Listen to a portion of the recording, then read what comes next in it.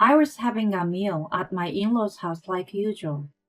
However, in the middle of such a meal, I was struck by an incredible sleepiness and plopped down on the dining table. In my dazed consciousness, I heard my husband's laughter, and It finally worked. Let's take her to the mattress. I tried to resist, but my consciousness faded away, and when I came to, I was lying on a hospital bed. My mother-in-law, who was attending to me, told me a shocking truth. I'm Kristen, a 26-year-old office worker. My husband Archie is also a 26-year-old office worker. We met as colleagues at work, and our similar hobbies and views on love brought us closer together, and we got married after 2 years of dating. I was 25 years old. During our relationship, Archie and I enjoyed snowboarding, which was a common hobby of ours, and we often went on trips, and Archie would make plans for us on those trips. I was having trouble fitting in at work at the time, but Archie comforted me about it, and thanks to him, who was such a strong ally, I was mentally supported and gradually began to fit in at work. Archie was the second son, but since my brother-in-law, the eldest son, had found a job far away from home after we got married, my parents-in-law, especially my father-in-law, started urging me to have a grandchild as soon as possible. However, we had discussed and decided not to have children until our savings reaches a target amount, and I asked Archie several times to tell him that, but his urging was there every time we saw each other. My parents-in-law's house was less than an hour's drive away, and once or twice a month, we would visit them and have dinner there. My in-laws are what you would call old-fashioned people, and my father-in-law always believed in a patriarchal household. My mother-in-law was a quiet woman, who stood quietly behind my father-in-law and took care of him. However, from my point of view, his belief was often excessive, and when something happened that he didn't like, he would be harsh with my mother-in-law, even when it had nothing to do with her, and sometimes he would yell at her unreasonably. I felt incredibly uncomfortable, but Archie did not care about this, and I had to live with the atmosphere, knowing that it was not something I, as his wife, was allowed to interfere with. On the other hand, my father was a loving husband, and he took care of my mother, and she was very grateful to him. I was quite surprised at the gap between my own parents and my parents-in-law's image of a married couple. The main cause of my unease was the fact that Archie had no doubts about his parents' relationship. On the contrary, he took advantage of my father-in-law's unreasonableness toward my mother-in-law.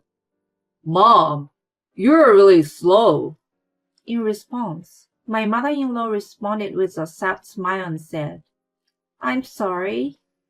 I was so pained to see my mother-in-law apologizing with a sad smile. On our way home from my parents-in-law's house, I said to Archie, why do you blame your mother like that when it's not her fault?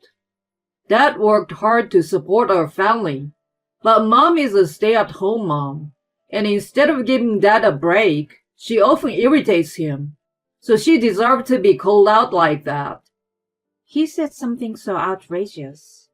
By irritating him, do you mean because she didn't put the condiment in front of him on the table?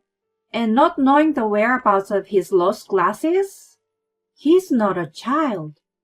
Archie wrinkled his brow. A stay-at-home mom is the one who takes care of the house, so that the husband can live at home without any problems. You work, so I don't expect you to do that much. But when we have kids, I will leave taking care of the house to you. Huh? What's that supposed to mean? Does that mean that you will not do your share of taking care of the household at all? That's impossible. When I responded with strong words like that, Archie immediately became a little upset. I'm not saying that, but Archie is more uptight after dealing with my father-in-law, and we often have this kind of exchange on the way home from my in-laws' house. I was not a quiet woman like my mother-in-law, and neither my father-in-law's nor Archie's attitude was at all acceptable. So every time I would answer back, and the conversation would end. However, Archie gradually became more and more influenced by my father-in-law, and began to make greater demands of me, and I would argue against it. but you will eventually stop working, right? You have to prepare for that now. Can you live on your income alone and not put up with anything from your children? No, right? Even if we both work, we might have to put up with a few things depending on how many kids we have. By the time the kids are born, my income will be higher too, right? Will you tell me what to do when that happens then? Don't tell me to do all the housework now, or to visit my in-laws alone, or be a big jerk. Archie's face turned bright red at what I said, but he seems to be at a loss for words, so he cut off the conversation as if he was trying to escape. After a while, my father-in-law contacted me again.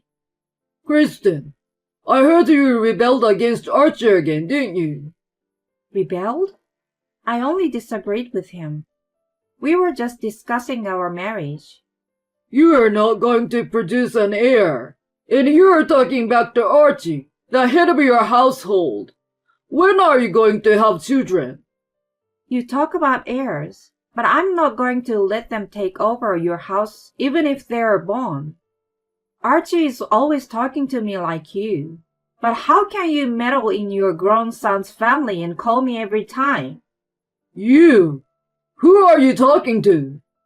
My forceful rebuttal left him speechless, as it did to Archie, and in the end, he said, Enough! He hung up the phone childishly. I was still thinking naively how I could convince Archie, who had been consumed by my father-in-law's patriarchal mindset. However, my thoughts were not enough. Since my dad is eager to have an heir, let's start having children, even though it is not our plan. I froze for a moment, not understanding what he said. No, my child is not going to be the heir of my in-laws unless he wants to be. Our savings is not yet enough, and you haven't even gotten a raise. How are you going to make a living while raising a child once I get pregnant? Archie sighed deeply in response to my answer. My parents and your parents will help us, won't they? Of course it's better to have children while you are young. Archie tries to force me to proceed with the conversation, and as expected, I was disgusted and rejected him. This led to an awkward relationship between us. I was working and earning enough money to support myself on my own, so the idea of divorcing Archie began to flicker in my mind at this time. I tried many times to discuss the divorce with Archie, but Archie at that time put his father-in-law's words before my opinion, and even if I tried to discuss the divorce with him, I could not get him to agree. When I tried to discuss with Archie, he would repeat my father-in-law's words. It was just a meaningless dialogue with him. However, we started making more visits to our in-laws, and although I really did not like them, I was following Archie with a mysterious sense of obligation, that if I refused him, we might not be able to function as a couple at all. My father-in-law's sarcasm got worse every time I saw him, but on the other hand, his pressure on my mother-in-law's eased up, and I managed to keep my spirits up, thinking that this was a relief at least. Christine, when are you going to become a decent wife who respects her husband? You are really unfit wife, rebelling not only against the patriarch of the family, has no heir, but also against her parents-in-law. You should really be thankful that Archie is not divorcing you. I let my father-in-law's sarcasm go by saying yes, yes. But I felt that the food tasted worse than usual because of his sarcasm, and I was a little reluctant to eat. I could see that my mother-in-law was looking at me with a worried expression. But I did not pay any attention to this and continued to eat. However, as time went by, I felt my body was getting heavier and my consciousness was getting dimmer. The next moment I realized that it was a sleepiness, but I couldn't stand it anymore, and I fell down on a table, my whole body suddenly losing its strength. In my foggy consciousness, I desperately tried to get myself up, fearing that my father-in-law would scold me again if I didn't get up soon. But I heard Archie's laughter and my father-in-law's. Finally it worked. Let's carry her to the mattress. That's right. Go make an heir quickly.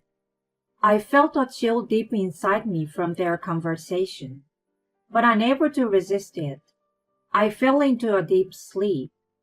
When I awoke, my body was on the bed in the hospital room. In my slowly becoming conscious, I noticed my mother-in-law standing by the bed, crying and apologizing to me. "Kristen, thank God! You're awake! I'm so sorry! It's my fault! My fault!" I couldn't understand what was going on as my mother-in-law was sobbing. But the nurses and doctors who heard her voice came to the hospital room and explained the situation on her behalf. I woke up the day after I ate the meal, and it was laced with sleeping pills. I was told that the sleeping pills were prescribed to my father-in-law at the hospital, but he and Archie had mixed them in my food. Police! I was so surprised and terrified by what the doctor had told me that I screamed out to call the police. But as if waiting for my words, the police came into the hospital room. Your mother-in-law called us, and we investigated this case.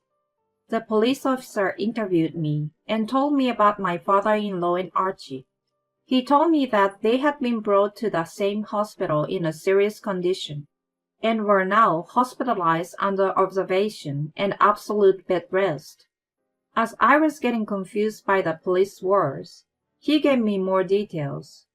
It seems that Archie and my father-in-law, frustrated by my reluctance to have children, had planned to put me to sleep and then proceed. They used the sleeping pills that had been prescribed for him.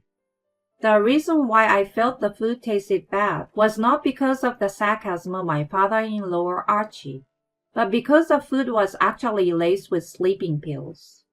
My mother-in-law, who knew about this plan, tried to persuade them to stop it, but they did not listen to her at all. She tried to tell me directly, but they prevented her from doing so. So she contacted my brother-in-law, who lived far away, and asked him to help her. On that day, he was supposed to arrive at my parents-in-law's house before us, but he was delayed due to traffic. I remember the worried look on my mother-in-law's face as she looked at me, and it made sense. But why are they both in the hospital?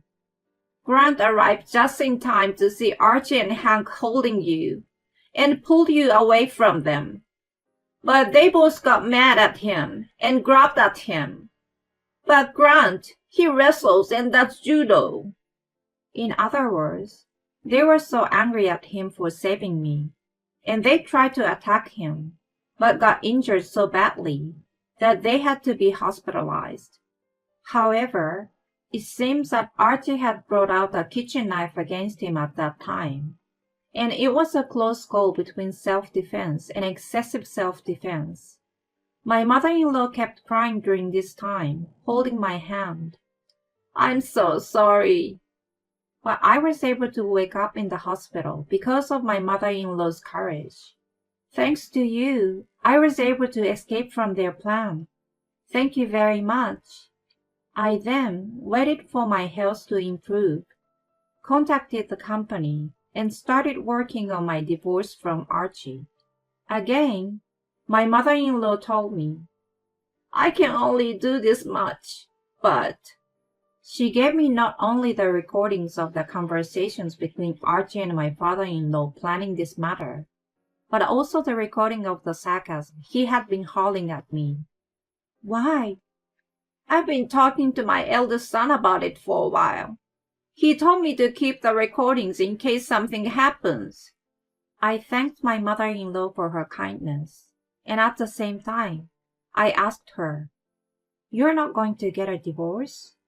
"Actually, I got divorced and decided to live with my eldest son.